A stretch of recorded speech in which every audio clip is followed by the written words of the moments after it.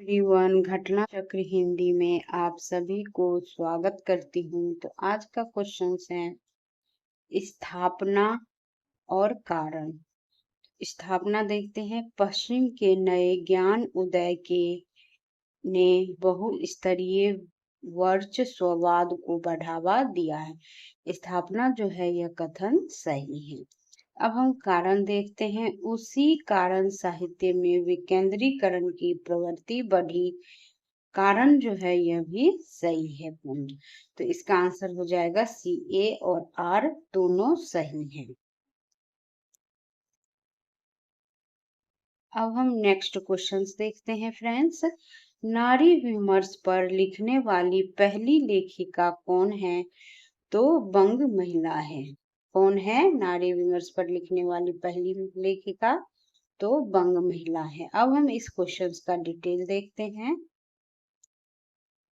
नारी विमर्श पर लेखन की जो शुरुआत किया था, नारी विमर्श पर लेखन की शुरुआत जो किया था वो श्रेय बंग महिला। वास्तव नाम है राजेंद्र बाला घोष। बंग महिला का वास्तविक नाम है राजेंद्र बाला घोष को कहा जाता है। ये हिंदी नवजागरण की पहली छापामार लेखिका थी। वे बंग महिला के छह नाम से लिखती थी। ये मिर्जापुर के एक प्रतिष्ठित बंगाली महाशय राम प्रसन्न घोष की पुत्री और पूर्णचंद्र की धर्मपत्नी थी और मिर्जापुर में आचार्य रामचंद्र शुक्ल के संपर्क में आने के बाद ये हिंदी लिखने लगी। दुलाई वाली जो है कहानी इनकी मौलिक कहानी है। किसकी? तो बंग महिला की। इस कहानी को हिंदी की प्रथम मौलिक कहानी होने का श्रेय दिया जाता है। यह वर्ष 1907 ईस्वी में सरस्वती पत्रिका में प्रकाशित हुई। अब है नेक्स्ट क्वेश्चन। बंग महिला का असली नाम क्या था? तो बंग महिला का असली नाम जो है वो क्या है? राजेंद्र बाला घोष। अब है फरिश्ते निकले की मुख्य पात्र है। फरिश्ते निकले की मुख्य पात्र है बेला बहू। कौन है? बेला बहू।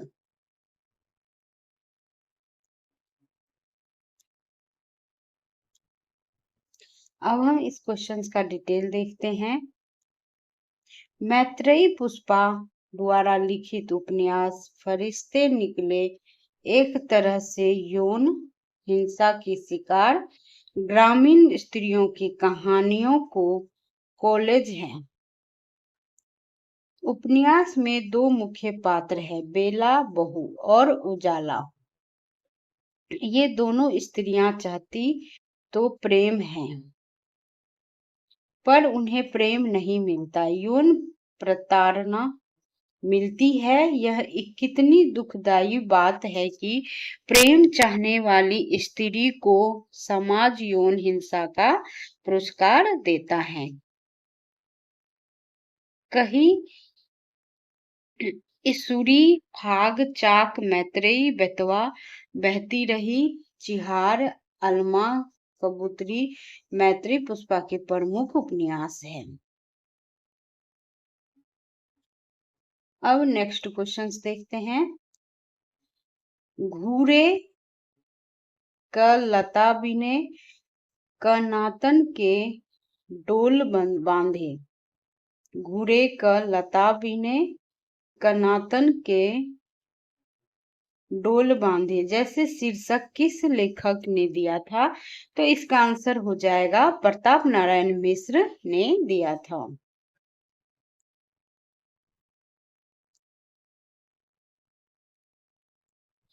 अब है कीरति भी नीति भूति भली सोई सुरसरी सम सब कह हित होई। कीरति भनीति भूति भली सोई सुरसरी सम सब कह हित होई।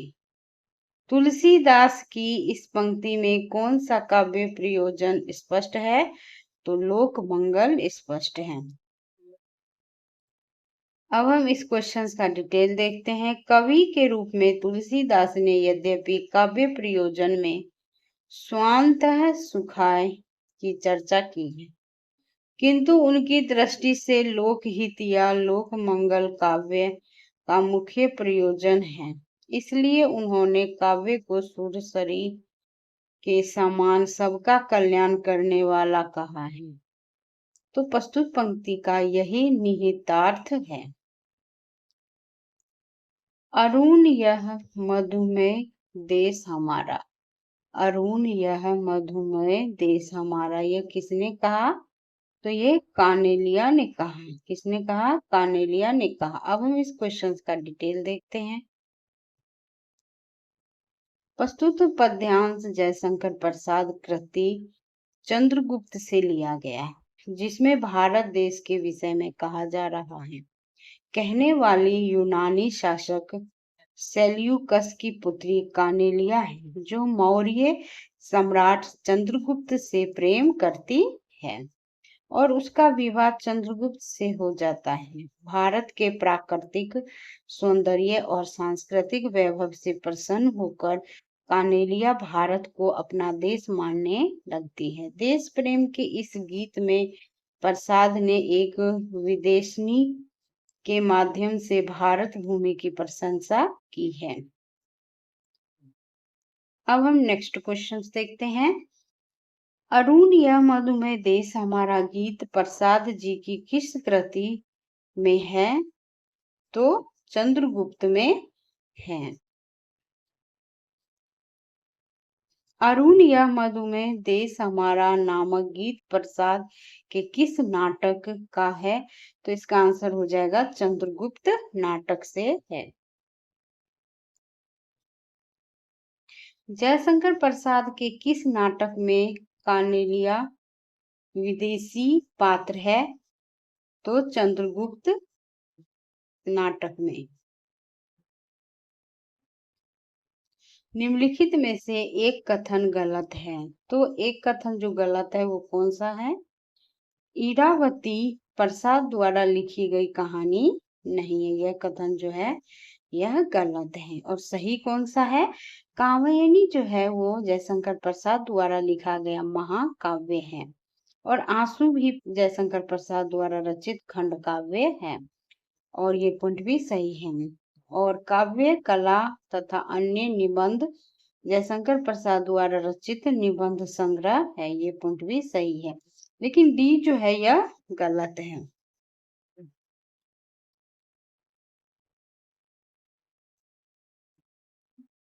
अब इस क्वेश्चन का डिटेल देखते हैं। इरावती जयशंकर प्रसाद द्वारा लिखा गया उपन्यास है, न कि कहानी। काल कलवित होने के कारण वे इस रचना को पूर्ण न कर सके, इसलिए अन्य कथन सत्य हैं। अब है नेक्स्ट क्वेश्चन। वे पूर्वीपन की परवाह न करके अपने वैश्वारे की ग्राम्य कहावतें और शब्द भी बेघरक रख दिया करते थे। शुक्ल जी की इन पंक्तियों का संबंध किससे है? तो प्रताप नारायण मिश्र से है। अब हम इस क्वेश्चन का डिटेल देखते हैं फ्रेंड्स।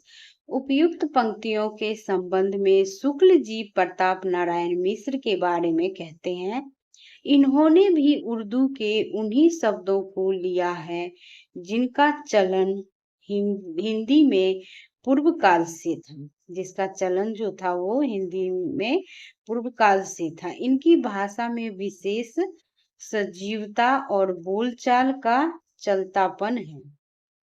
इनमें विनोद प्रियता अधिक है। इसी विनोद प्रियता के कारण ये पूर्वीपन की परवाह न करके वैश्वारे की ग्रामीण कहावतों और शब्दों का प्रयोग निसंकोच करते थे। अब है 8 मास बीते जजमान, अब तो करो दक्षिणा दान। पंक्तियों का संबंध किस संपादक से है? तो प्रताप नारायण मिश्र से है। अब हम इस क्वेश्चन का डिटेल देखते हैं। प्रस्तुत पंक्तियां प्रताप नारायण मिश्र ने हरि गंगा गीत के माध्यम से उस समय लिखा और ब्राह्मण में छापा जब अनेक ग्राहकों ने ब्राह्मण का शुल्क नहीं भेजा था। क्या ब्राह्मण का शुल्क नहीं भेजा था? इसी तरह उन्होंने विज्ञापन में लिखा था, दाता जजमान प्यारे पाठक अनुग्राहक ग्राहक 4 महीने हो चुके ब्राह्मण की सुघी लेव। अब नेक्स्ट क्वेश्चन है, मोहिका हंसेसी की कोहरही किसने किससे कहा है? तो इसका आंसर हो जाएगा जयसी ने शेरशाह से कहा। अब हम इस क्वेश्चन का डिटेल देखते हैं। उपयुक्त पंक्ति जयसी ने शेरशाह से कहा है। एक बार जयसी शेरशाह के दरबार में गए तो बादशाह ने इसका मुंह देखकर हंस दिया। किसने हंस दिया? जयसी के ऊपर तो बादशाह ने हंस दिया। तो जयसी ने शांत भाव से पूछा, मोहिका हंसेसी की कोहरही अर्थात तू मुझ पर हंसा या उस कुम्हार पर? इस पर शेरशाह ने लज्जित होकर क्षमा मांगी। किससे? तो जयसी से। अब है भक्ति आंदोलन भारतीय चिंताधारा। भक्ति आंदोलन भारतीय चिंताधारा का स्वाभाविक विकास है। यह कथन किसका है? तो यह कथन आचार्य हजारी प्रसाद द्विवेदी जी का है।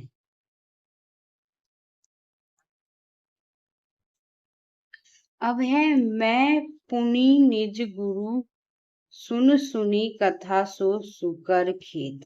यह कथन किस कवि का है? तो यह कथन तुलसीदास जी का है। अब है इसका डिटेल देखते हैं इस क्वेश्चन का। उपयुक्त कथन कवि तुलसीदास जी का है। लाला सीताराम गौरी शंकर द्विवेदी एवं अन्य विद्वानों ने गोस्वामी जी की इस उक्ति को प्रमाणिक मानते हुए सुकर खेत का अभिप्राय सोरो माना है। आचार्य शुक्ल का अभिमत है कि सुकर खेत को सोरो समझ लिया गया और सुकर क्षेत्र गोंडा जिले में सरयू के किनारे एक पवित्र तीर्थ है, जहां आसपास के कई जिलों के लोग स्नान करने जाते हैं और मेला लगता है। और सुकर क्षेत्र जो है मध्यकाल में तथा उसके पश्चात तीर्थ रूप से मान्य रहा है। गोस्वामी तुलसीदास ने रामायण की कथा सर्वप्रथम सुकर क्षेत्र में ही सुनी थी।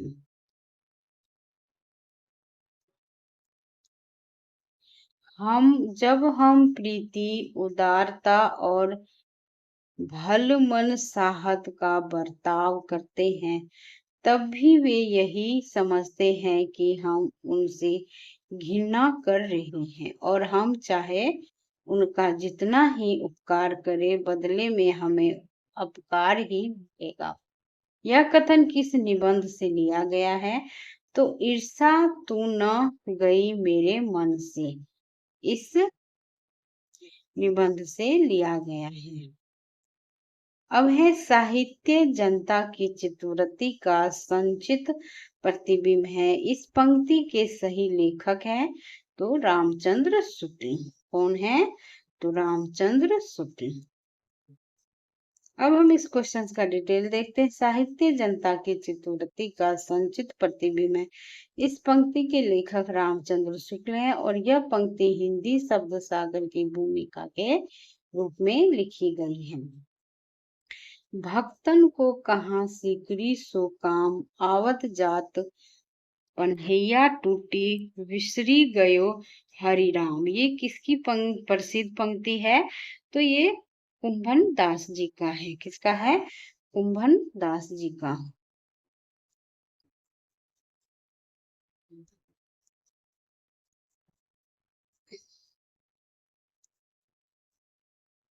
किसकी ये पंक्ति है? तो ये पंक्ति जो है ये कुंभन दास जी का है।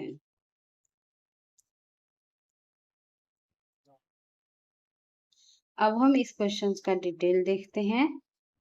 कुंभन दास अष्टछाप के एक कवि हैं जो किंवदंती है कि एक बार अकबर ने इन्हें फतेहपुर सीकरी बुलाया था। किसको? तो कुंभन दास जी को।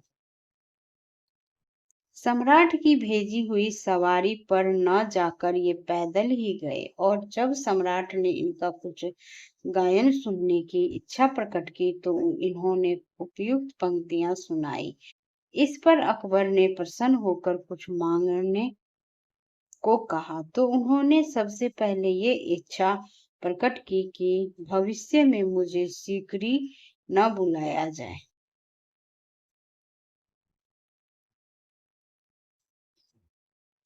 भक्तन को कहा सीकरी सो काम। यह अभिकथन किसका है?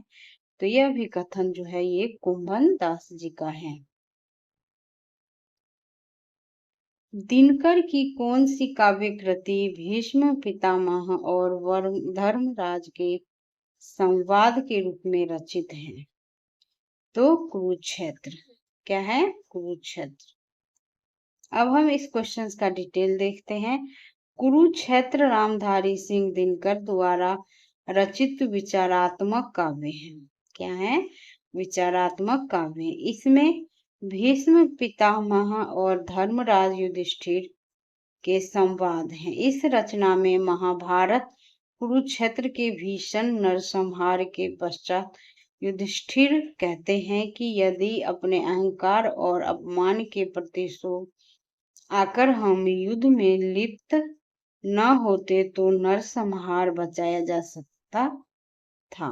पर जब वे उस पश्चाताप की अभिव्यक्ति सरसैया पर परे नीति निपुण भीष्म पितामह से करते हैं तो उनका उत्तर होता है कि अकीर्ति और अन्याय के विरुद्ध युद्ध करना ही धर्म है। क्षमा भी उसे ही शोभा देती है जिसमें शक्ति हो। अब है बिहारी के दोहों की चमत्कार पूर्ण तुलना संस्कृत उर्दू फारसी के कवियों से किसने की है? तो पदम सिंह शर्मा ने।